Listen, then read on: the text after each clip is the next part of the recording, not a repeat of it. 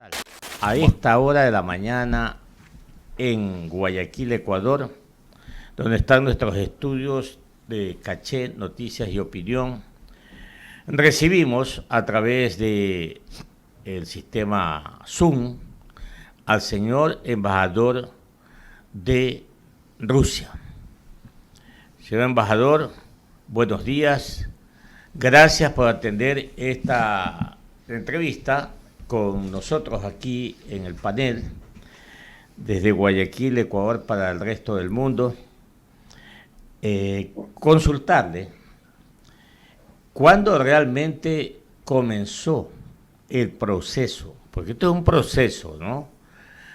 Entre ahora que es una verdadera tragedia, pero cuando comenzó, ¿cuáles fueron las razones por las que Rusia comenzó este proceso, repito, y que está resultando en una guerra? Bienvenido. Buenos días. Muchas gracias por la iniciativa de escuchar y la información de otro lado sobre. Usted tiene razón que es una tragedia no solamente para Rusia y Ucrania, para todo el mundo, porque se afectaron las economías de muchísimos países que sufren de sanciones de países occidentales contra Rusia. Recording in progress.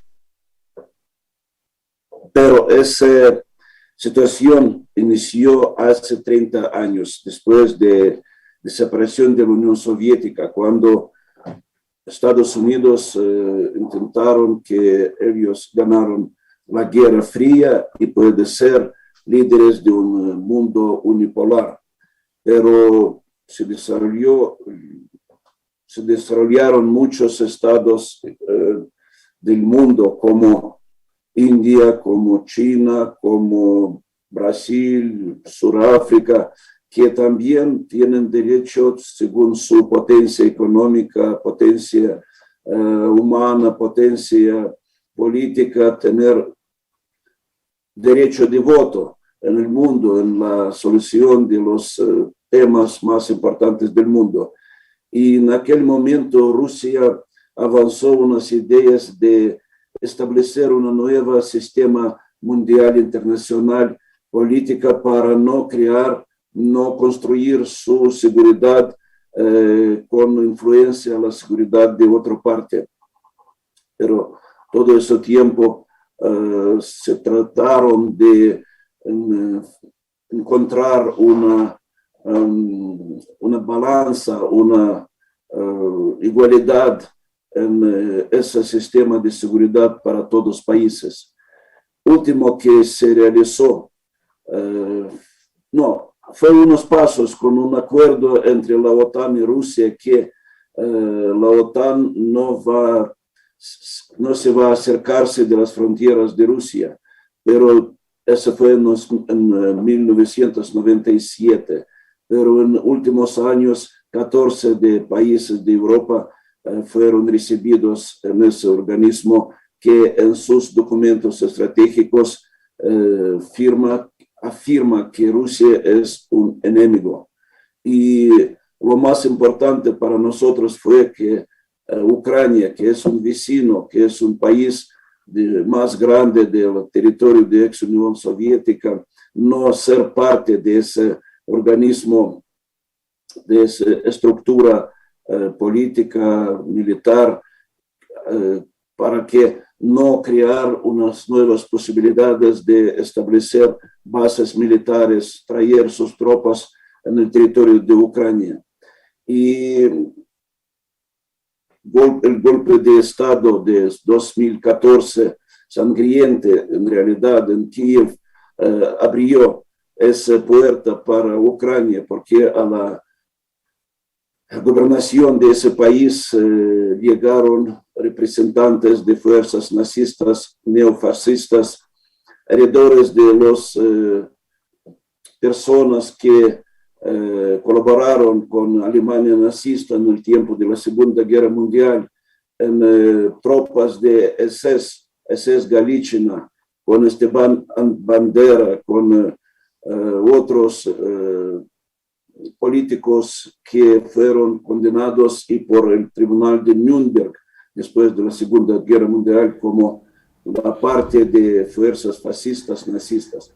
Permítame, señor embajador, interrumpirlo, porque estamos en radio y usted conoce perfectamente bien que el público en radio es heterogéneo. Por ejemplo, nos están escuchando en una provincia muy importante acá en el Ecuador, que es la provincia de Esmeraldas, a través de la emisora modular, el 92.7 FM. Agradecemos a los amigos de Esmeraldas de que amplíen nuestras ondas hercianas. Doctor Vladimir Sprincha, acá en el Ecuador surgió un problema de límites en una provincia, dos provincias, la provincia de Manabí y la provincia del Guayas. Y el problema se denominó por una extensión territorial con población, que se denominó la Manga del Cura. Y yo estaba, digamos, al leer los problemas de Ucrania, especialmente del lado del este, veo que hay personas que están queriendo ser del país o del gobierno de Rusia y no de Ucrania. Ese es un factor. Y el otro factor, señor embajador, es que Rusia, desde mi punto de vista, por eso lo hemos invitado a usted, que tiene más conocimiento, es que Rusia está interesada, entre comillas, de tener la ciudad que está en el este de Ucrania. Usted, señor embajador. Mira, si me permite continuar, últimos eventos en el 2021, Rusia inició unas negociaciones con Estados Unidos, con la OTAN, con la Unión Europea, unas conversaciones para regresar a esos temas de un establecimiento de un sistema universal de seguridad. Pero todas nuestras iniciativas fueron rechazadas. Y con unas semanas antes del inicio de esa tragedia en Donbass, el presidente de Ucrania,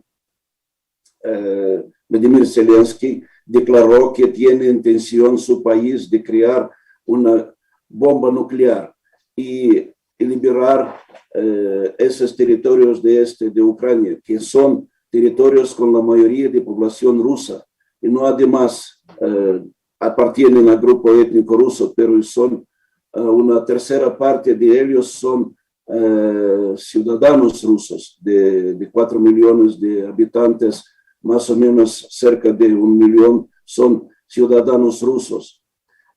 Eso se permite, independiente de como en cada país hay ciudadanos rusos, además de rusos de origen. Y cuando el gobierno de Ucrania declaró que va a limpiar esa tierra de la población, porque le interesan no los hombres, le interesa el suelo, le interesa riqueza de la naturaleza, materias primas, etcétera, etcétera. Usted tiene que conocer que todas esa operación especial militar empezó en un marco jurídico, porque ellos, según la primer capitolio de la Carta de la ONU, declaró su autodeterminación en 2014, inmediatamente después del golpe que yo le mencionó. Pero no se reconoció. Y ahora cuando Ucrania, gobierno, régimen de Kiev, declaró que va a empezar esa operación para liberar territorio de la gente, de la población que viven allá, no son rusos de último tiempo, son rusos de muchas generaciones. Esas regiones se adhirieron a Ucrania después de la Revolución Rusa, según el decreto de Lenin, para incrementar un poco Ucrania con fuerzas, con un poder económico, industrial, etcétera, etcétera. Y ahora, cuando Ucrania intenta de ser parte de la OTAN y acercarse de las fronteras con Rusia, mi gobierno buscó de asegurar su seguridad, porque conocimos que apareciendo de bases militares en las fronteras de Rusia, en Ucrania, en Polonia, puede ser la misma situación y en Ucrania. Por eso Rusia, a base de autodeterminación de las regiones de Donbass, reconocieron su independencia y soberanía, firmó unos 2 acuerdos con ambas repúblicas de Donbass de amistad, de cooperación y ayuda mutua, recíproca, y a base de la misma carta de la ONU le ayudaron a liberarse de esos ataques, porque solamente la tercera parte controlaron regímenes de Donbass y otras partes de sus territorios administrativos fueron ocupados y controlados por Fuerzas Armadas de Ucrania. Esa operación militar especial de Fuerzas Armadas de Rusia buscan de no ocupar el territorio de Ucrania, pero defender la población del este de Donbass de denazificación y de demilitarización de Ucrania, que busca, ¿cómo se dice?, busca crear un conflicto bélico con apoyo, con asistencia, que es más grave de todo el mundo, de la OTAN, de Unión Europea, de otros países occidentales. Es un conflicto económico entre países occidentales y Rusia, porque su guerra de sanciones es una guerra que no se permite en nuestra época, porque sufre no solamente gobiernos, sufre la gente de Rusia, de Ucrania, porque se interrumpieron lazos económicos, comerciales, no solamente entre Rusia y Ucrania, con todo el mundo ahora, con cerramiento de mecanismos financieros, de relaciones comerciales, económicas. Permítame, 7 de la mañana, 15 minutos en Ecuador continental, dialogando con el señor embajador de Rusia, el doctor Vladimir Sprinchak. Mi compañero, el licenciado Carlos Julio Zacoto, se incorpora a este diálogo con usted, señor embajador. Sí, señor embajador, muy buenos días. Carlos Zacoto le saluda. Gracias nuevamente por estar con nosotros en Caché Noticias y Opinión. Una pregunta bastante general. ¿Cuándo se va a cumplir el objetivo de esta intervención rusa que tiene como principal meta la desnazificación de Ucrania? ¿Cuándo puede ocurrir eso? ¿Cuánto más vamos a ver en televisión, en medios de comunicación, que se bombardean ciudades, que la gente está desplazada, en fin, todo el drama de la guerra? Y antes de que responda esta pregunta, encuentro algunas contradicciones en el argumento ruso. Rusia dijo en un inicio que iba a entrar a las provincias de Lugansk y Donetsk, en esta zona del Donbass, en el este de Ucrania, para cuidar a la población de posibles ataques del gobierno ucraniano, pero hoy vemos a las tropas rusas en otras ciudades más al oeste, muy dentro de Ucrania. También hemos escuchado al gobierno ruso hablar de vamos a combatir a esta oleada de nazis que opera en Ucrania, pero también estamos viendo que las tropas rusas están hoy en día bombardeando zonas residenciales, que ya no son puntos militares ni estratégicos, ya es población civil. Ahí encuentro una contradicción. No sé si pueda responderme a estas dos preguntas. Primero, la contradicción que he planteado, y lo segundo, ¿cuándo se cumplirá el objetivo de esta intervención militar, embajador? Buenos días, Carlos. Pero yo tengo que, como se dice, comenzar y detallar que en la situación de la guerra, la población de Donbass se encuentra 8 años, porque inmediatamente en 2014, después de la mencionada autodeclaración de soberanía, empezaron ataques de misiles, bombardeos, ataques terroristas a ese territorio. Y es muy importante, y hay pruebas de la ONU, de la Organización de Cooperación y Seguridad en Europa, que se mataron más de 14.000 de la gente de esa región. Ellos vivieron en sus subsuelos, en unos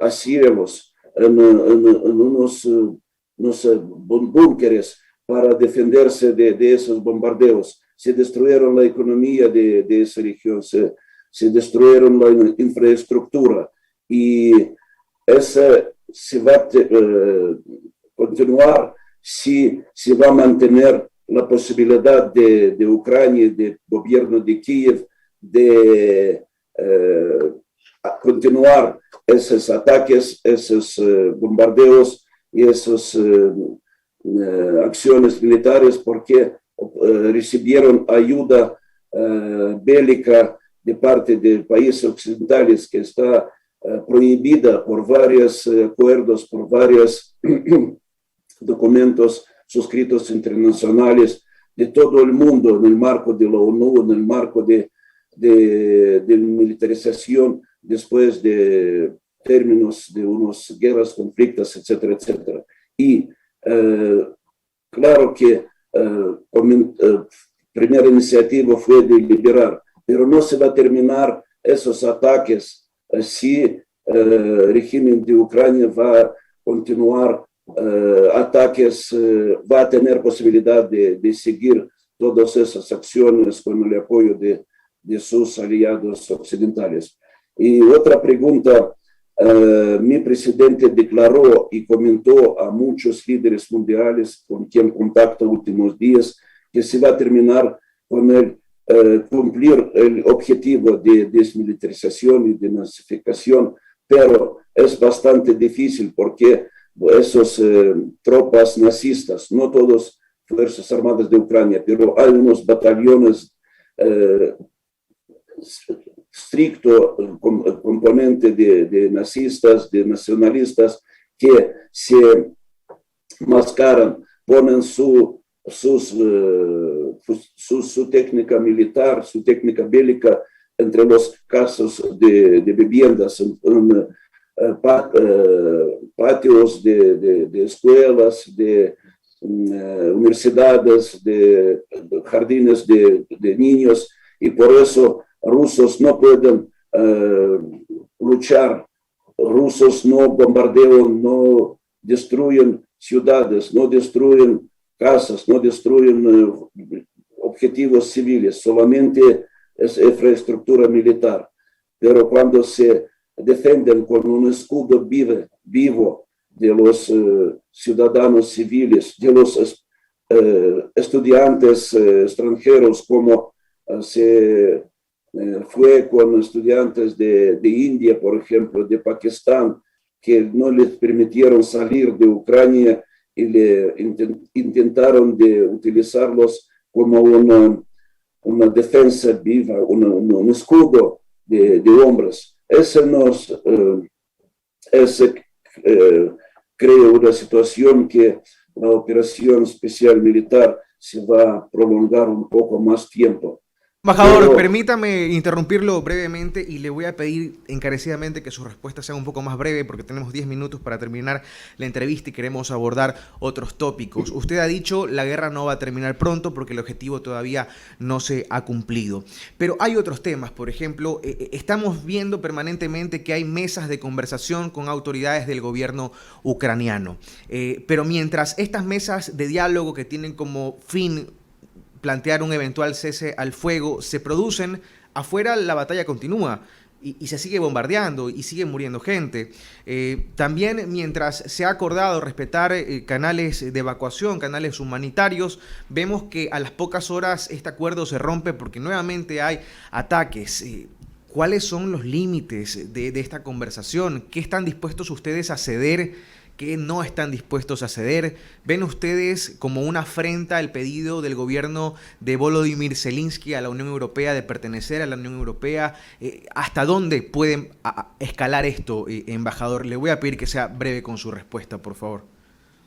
Bien, en realidad y Rusia y Ucrania buscan de negociar, pero en las condiciones de la guerra los límites de acuerdo son bastante pequeños, porque primero que se analizó, se negoció en esas reuniones fue de crear unos corredores humanitarios para permitir a la gente civil, a los hombres pacíficos de salir de la zona de conflicto. Y Rusia está lista y esas repúblicas de Donbass aseguraron buses, aseguraron todas medidas de ayudar a la gente en sus salidas. Pero en Mariupol, por ejemplo, ahora es una ciudad que es la tercera o cuarta ciudad por su potencia y su cantidad de población civil permitir. Pero allá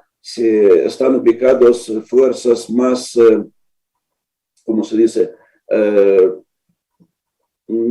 de una ideología nazista que no le permitieron. El gobierno de Kiev firma ese acuerdo de crear unos corredores comunitarios, pero ellos balan, matan a la gente, no le permiten salir, porque cuando se va a liberar la ciudad de los hombres civiles, ellos se van a abrir para perder sus posesiones. Ahora ¿cómo se dice? Se ponen a la espalda de los civiles y por eso Rusia y esos Mariupol a propósito está en el territorio de Donbass todavía, en sus límites administrativos antes del conflicto de hace 8 años. Y ambas partes se sentaron a la mesa de negociaciones con sus solicitudes, con sus posiciones. La posición de Rusia es única, de reconocer Crimea como el territorio de Rusia, de reconocer la soberanía de Donbass, de desmilitarse y de nazificar. Pero la mesa, la parte ucraniana dice no. Nosotros vamos a seguir en las mismas posiciones que fue todo el tiempo desde 2014. Por eso es bastante difícil de encontrar un interés, una posición de interés mutuo. Pero cuando se rechazó de asegurar corredores humanitarios, solamente después de eso, Rusia continuó sus ataques militares. Señor embajador, entonces se separaron. Sí, señor embajador, entonces ¿es mentira que Rusia no respeta los corredores humanitarios que se acordaron? Sí, Carlos, eso yo intento, porque lamentablemente se mantiene ahí una guerra informativa, una guerra de información, y no aparece usted ve solamente fuentes occidentales, pero es necesario de ver a través de Internet y la situación real en la frontera, en los límites con esa ciudad. Hay decenas de buses, decenas de cortes para esperar a esos refugiados, para ayudarles a salir del zona de conflicto. Pero solamente unos 2, 3 personas que viven al margen de la ciudad pueden salir. Otros son bloqueados por las tropas de Ucrania, pero son las 7 de la mañana con 26 minutos, señor embajador, 7 de la mañana con 26 minutos. Este es una iniciativa de Caché Noticias y Opinión, un espacio de libre pensamiento que tiene como objetivo siempre contrastar, equilibrar la información y en este caso, en el conflicto entre Rusia y Ucrania, nos vemos en la obligación de también escuchar las posturas del gobierno ruso. Estamos hablando aquí en Caché Noticias con Vladimir Sprinchan, embajador de Rusia en Ecuador. Mi compañera Joana Ramos tiene otras preguntas para usted, señor embajador. Joana. Gracias, Carlos. Señor embajador, muy buenos días. Gracias por estar aquí en Caché Noticias y Opinión. Ya trayendo un poco el tema más al lado ecuatoriano, hablar de cifras. ¿Cuántos ecuatorianos en este momento se encuentran en Rusia y cuántos ecuatorianos también, de los que ustedes tienen conocimiento, registrados, están cerca de las zonas de conflicto, de las zonas fronterizas? La semana pasada el canciller Juan Carlos Holguín dijo que se reuniría con usted para pedirle a Rusia que respete la decisión de, en la mayoría, estudiantes ecuatorianos que deseen salir de ese país. Pero hay algunas cartas de varias universidades rusas señalando que si estos ecuatorianos salen del país, pierden completamente sus estudios. ¿A qué situación se ha llegado? Muy buenos días, Joana. Primero, felicidades al gobierno y la Cancillería de Ecuador con ese logro, con ese éxito de traer, de salvar los estudiantes ecuatorianos del conflicto del territorio de Ucrania.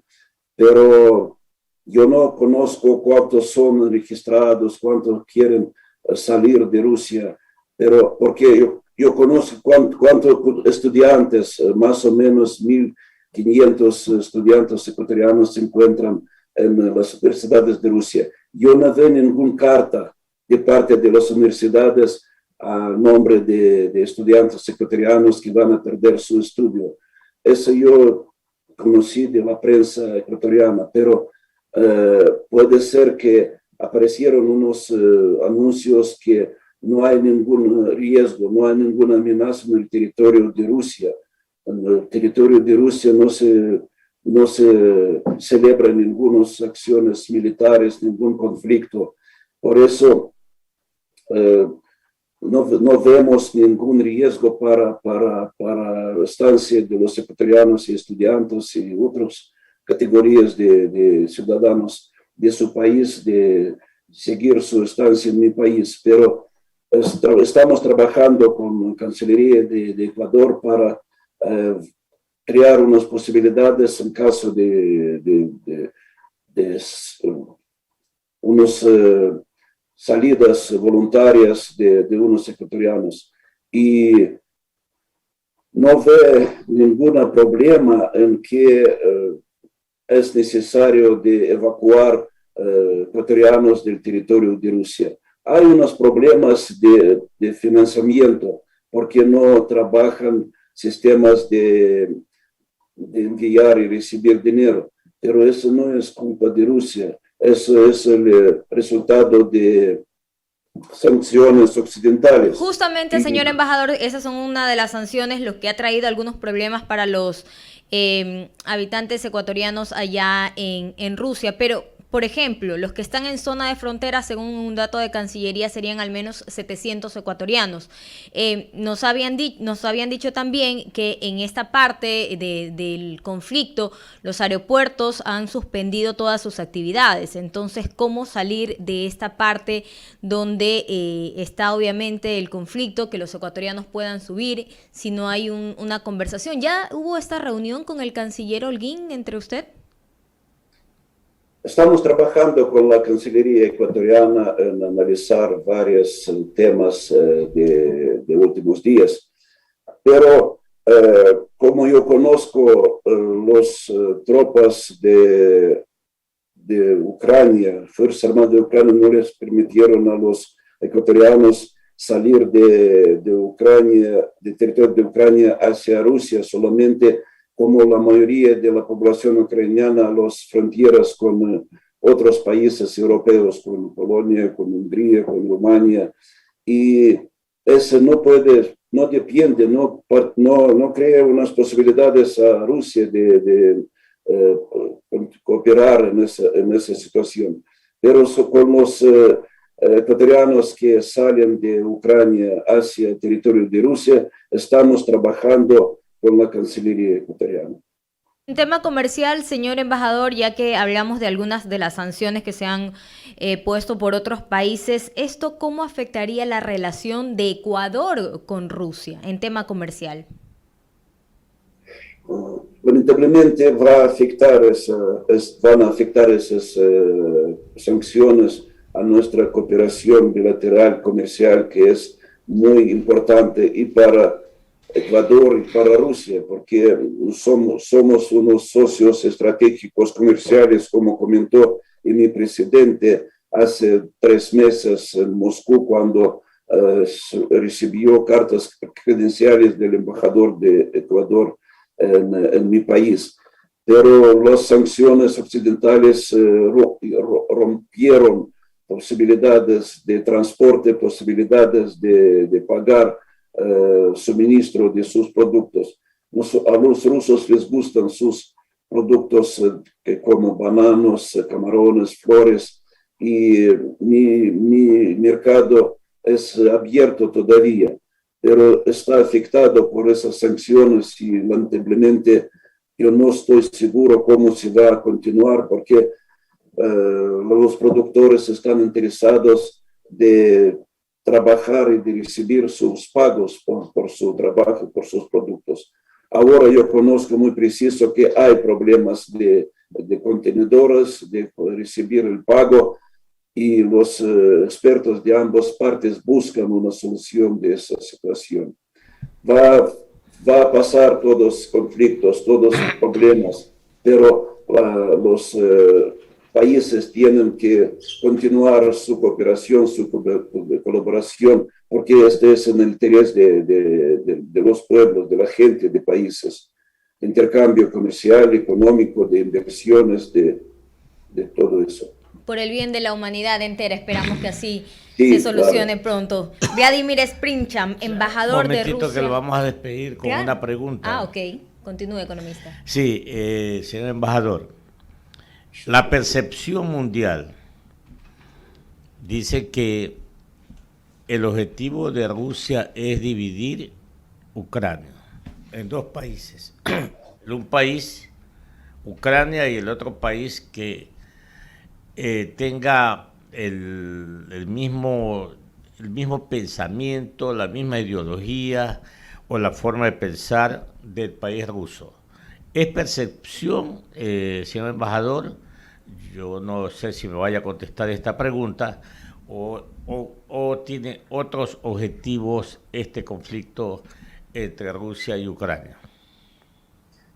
En realidad, Ucrania, el régimen de Kiev se despidió de esa región de Donbass hace 8 años, cuando inició esa guerra civil con su propio pueblo, con sus propios ciudadanos en 2014. Pero Rusia y mi presidente y mi canciller comentaron que después de cambio, puede ser cambio del régimen de actual presidente, se van a realizar nuevas elecciones y la población de Ucrania va a decidir cómo va a ser adelante su sistema estatal, su estado, su gobierno, sus territorios, sus límites. Eso depende de la voluntad de las elecciones de la gente ucraniano. Rusia quiere tener un vecino amistoso, un vecino amigo, un vecino socioeconómico y humanitario, porque los vecinos tienen que vivir en unas relaciones buenas, depende de bienestar, buena vida de ambos países, unas relaciones buenas en las fronteras.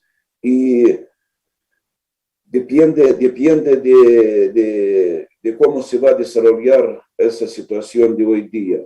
Claro que Rusia no espera de imponer un régimen prorruso, un presidente prorruso. Eso se va a realizar en las elecciones. Rusia no busca de dividir Ucrania. Rusia no busca de de crear un régimen que le conviene o no. Esperamos que Ucrania, pueblo ucraniano, va a decidir su suerte, su próximo, con sus votos.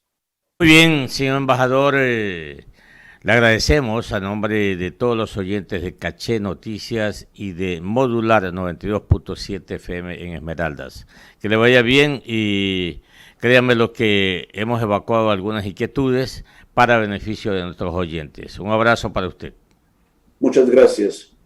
Esperamos todo lo bueno. Que le vaya bien.